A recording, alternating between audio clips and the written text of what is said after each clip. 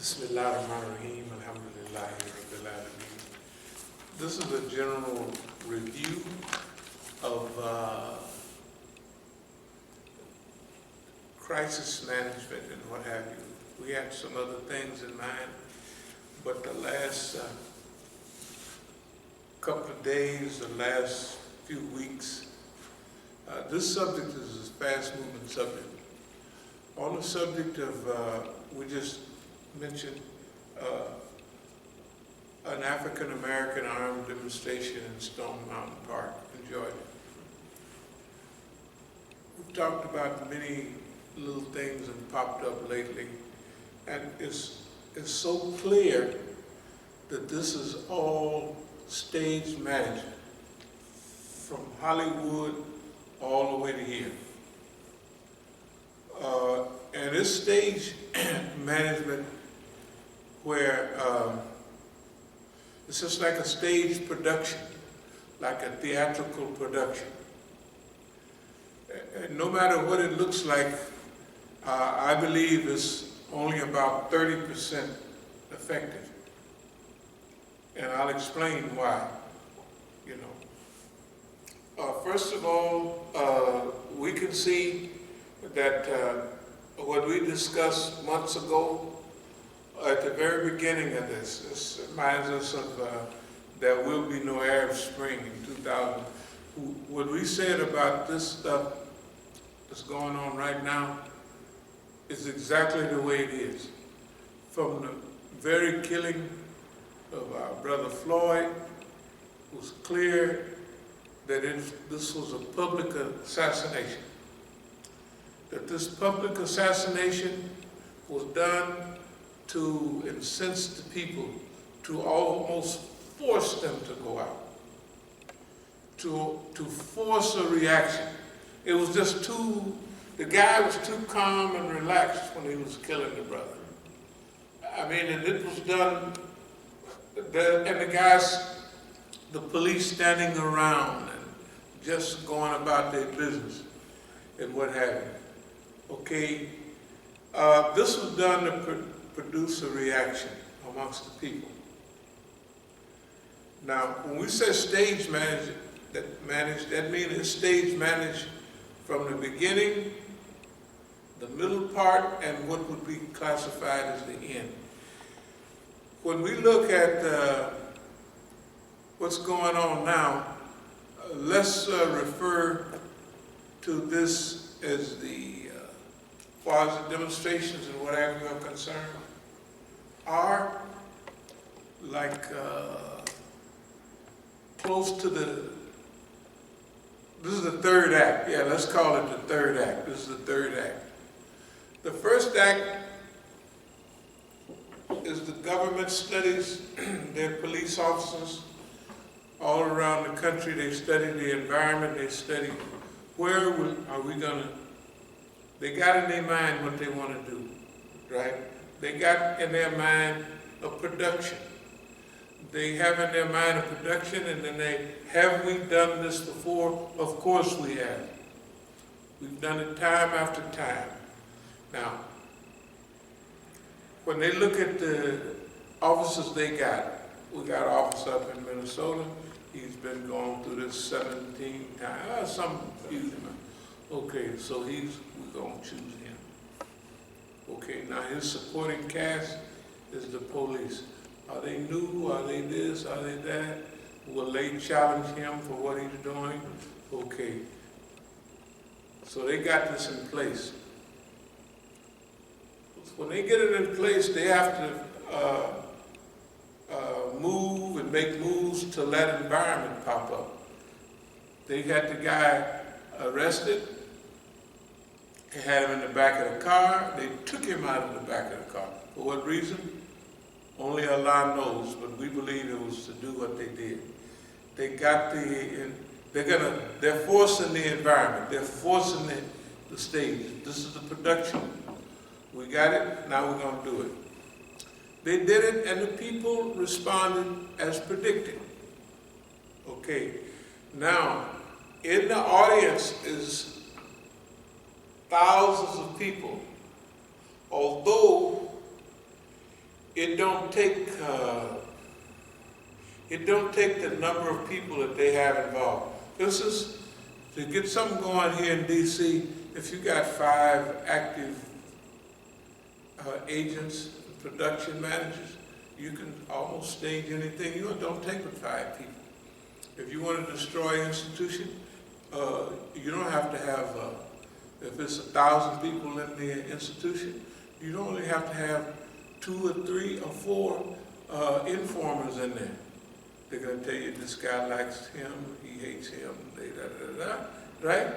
And then that's all. It don't take no whole lot of people to do it, but they believe in overkill. And this thing that just happened here in Minneapolis, it produced the environment they want. Now remember, they got it all set up. They got their characters. When they go in and do this, okay. When they start moaning and groaning, and at the funerals, they already got their props ready. Half the time, the lawyer's almost ready. This Negro bald-headed lawyer that show us, he don't sound that smart. You know what I mean? Oh, this is what we gonna do. Yeah. You know, he don't sound like a very eloquent. No, that's who they want. They want to choose a person that's not very skilled in that stuff. So when they give them a win, they're making him more popular. They're making him the go-to man. So the go-to man is beholden to the system. He knows it and the system knows it. If the system drop him, he'll be back to chasing ambulances or whatever they used to do, right? So everybody, the whole system is on go. At the funeral, I think they got old Sharpton, the same, I mean, the usual suspects. All the suspects are there, you know. So you can see that this is beginning to take shape. When they go out and demonstrate, the first few days they got their, let's call them Antifa for another, just for a namesake, you know, anti-fascist. The white kids would go around burning up everything. Okay, that's what they call them. We call them regular fitna, boss man support actors. And they do it. They do it on every case. They did it on the Women's March. They did it all. That's what they do. Okay? If they were so bad, they'd have their own marches and burn up everything. They wouldn't always fly in on yours. We having a demonstration. Now remember, they're following government orders. Everything is arranged by the government. If you look at D.C., the Women's March, all these big marches, the ones we used to do, and ANSWER is right in there. ANSWER's, we feel like they're government people. You can tell they're government people because you see where they go after they finish their work in that. Somebody was talking about alternative media. Mm-hmm. Right, yeah, Democracy Now, yeah. Yeah, one of our brothers here, you knows all the people we're talking about, and he knows the same people by name that was helping in our demonstrations. Then the next time you see them, they're on RT or they're on some type of radio broadcast, and they're right there on alternative media. Because alternative media, the people grow out of the demonstrations and what have you, they grow to alternative media because that's their line. They're gonna go there and they're gonna be in charge of the mindset of the alternative people, the people that really innocently have an alternative view of what's going on in America. And they're gonna have them there to give them what they want. Yeah. They're not going to let any revolutionary show up on alternative media too regular. They sprinkle a few in there to give them credibility, but they don't give them a whole period of time until they test them and see which way they're headed. Then when they begin to fulfill their obligations, then they bring them on in. But back to the demonstrations, we'll kind of pick it up a little bit. Demonstration starts, you'll see them down in Florida, bombing a police car, starting a fire, and you see the media, they go to that stuff. Yeah. They don't go, the media pays no attention to us at all. Or nobody like us. Anybody that's reasonable, And it's not only that they want excitement and what have you on the news, or they'll film, if you see a garbage can burning like up in New York, they'll only show the garbage can burning. Then they'll go to the other garbage cans on the, right? Yeah. This is just the way, this is all part and parcel of what we have here. This is all part of the stage. So then the stage play Act 1, they got the brother killed. Act 1, they got all the standbys ready to go, you know, and the curtain comes up and they get busy. As they making their moves and arranging and rearranging, they're also monitoring what they're doing. So if the family come out and say, we don't want no violence associated with the killing of our relative, but this is in Minneapolis and it's also in Atlanta, right?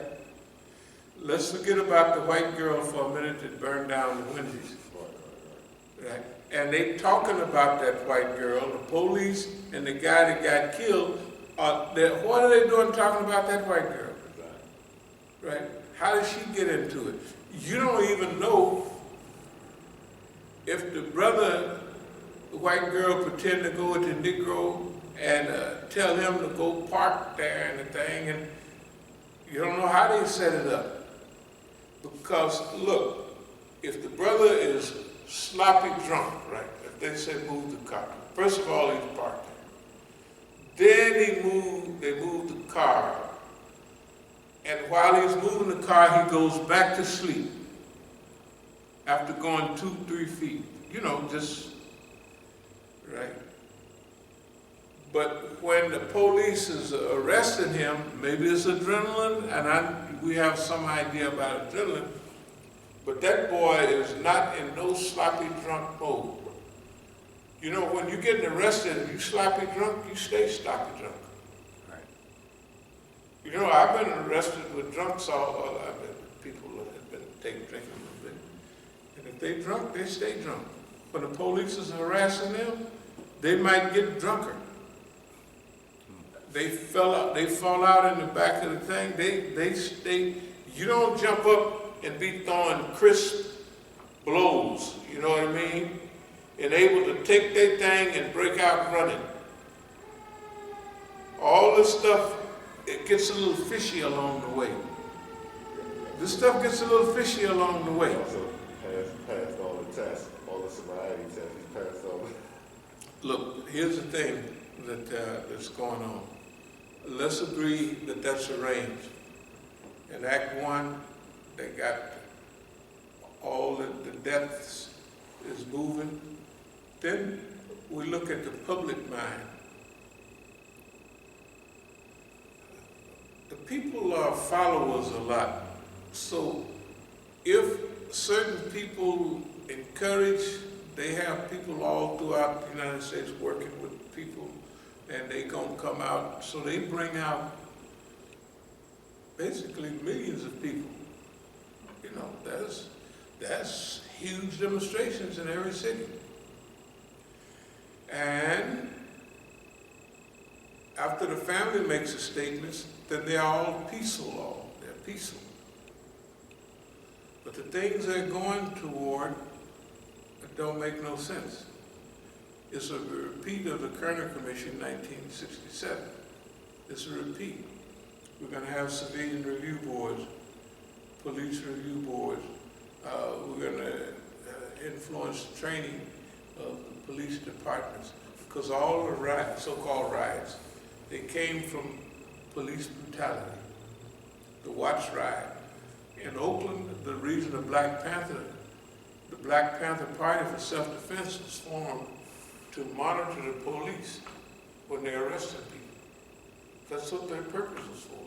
Why? Because of police brutality. So police brutality has always been common. And when you see them demonstrations in those days and now, you see they know how to mistreat people. So Act 1 is going along. And then, let's say Act 2 starts. Act 2, or part of the end of Act 1, is why are we here? Now, we went down many times and talked about sit-ins, teach-ins and what have you. And we did that so people would have an idea of how to manage these type of things. Okay, it wasn't hardly any Muslims there. Well, yesterday there was out in LA, I think, you know.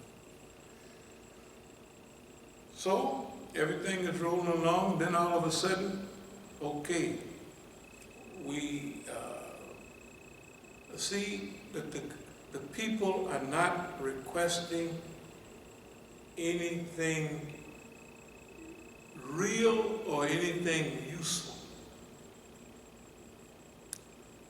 This is a chance to go through a national renewal of the whole American process, right? That's why when we talked about America, we showed from Frederick Douglass, by the way, they read Frederick Douglass 4th of July stuff. I don't know if y'all heard it. Frederick Douglass. Yeah, I've heard 4th it. Yeah. Of course, we read it 30 years ago. We read it over a year. That's when we read it. We read it a few years in a row. Your 4th of July. But now, they're reading it on NPR, National Public Radio, and they have Frederick Douglass's grandchildren reading it. You know, each one is reading a little section. Okay? So, America the Great, they said we're going to change. They've been refusing to change the name of the Redskins for 1,000,000 years. We might be really ready to change now. XYZ company and team management is talking about getting Kaepernick back. You know what I mean, right? Mm-hmm. Yeah. Nancy Pelosi and them, they taking a knee down there. You know, look, you couldn't, you would have to be a comedian to write this script. A mixture of comedian and Nazi type, werewolf type of person. Because American history, I just want to go back a minute. American history, for most of the people except for white folks, have been like old National Negro used to have a song, that white man's heaven is the black man's hell. He was a calypso singer, I don't know if y'all know. Anyway, and it's true. I had a chance last night, I watched the 3-part series on Washington, you know who George Washington, it was on the History Channel. So yesterday was my day off. I said, I'm taking off. I'm not going to I ain't going to do nothing. Plus it's hot. So I just cruised and so they had this program on Washington. And with my daughter, I watched Hamilton, because you know Hamilton is come on TV. So they can stream it down or something. Basically about the founding of America and what have you. And they're talking about things we've been knowing about for decades. George Washington had 300 slaves. When he died, he put in his will that when his wife died, all their slaves would be set free and what have you. The Revolutionary War, the fight against Britain. Didn't have too much about the stealing of Indians' land. But you gotta imagine, white people could not own land in Europe. They could, but it was the priest class, the royal class, and the landed gentry, the white folks. They had castles and all of that stuff. They owned all the land. And everybody else was serfs, like they rented from. Now, when they heard over in Europe that you could come to America and you're gonna get 160 acres just by stepping in, or the land, you go out homestead, and they had homesteading up until the last century. They still had home. When I was in Arkansas, they still had homesteading. You could go out and clear land and put your stake down, and you could, that was all the way up. I know it was up during the 30s and 40s, at least up until that period. So imagine now, you can't own land, you can't afford land over there in Europe. But if you've got enough money to get on a boat and come over here, you're gonna get something that they've always dreamed of. That's their heaven, to own land. But the land that they're gonna own belongs to somebody else. And they gotta clear that land, not only of trees and bushes and brush, but they gotta clear the land of the people that Indians didn't even have a concept of owning the land. Wait a minute, when they could put them on reservations, now they got it now. But before, how could you own something, And there was so much of it. When you hunt in this area and eat up everything, you just move to another. Yeah, just move up the street somewhere, down the road, and then the animals come back to that area where then another 50 years, you circle back around and come. In other words, that's the way they lived. Everybody that was involved with this heavenly situation of America, from the Spanish, from the Indian, to the slave, to everybody that came here, the only one that benefited really from it was white folks. And generally white men at that time. But the white women, since they was white, they benefited too. They got a rich husband, so they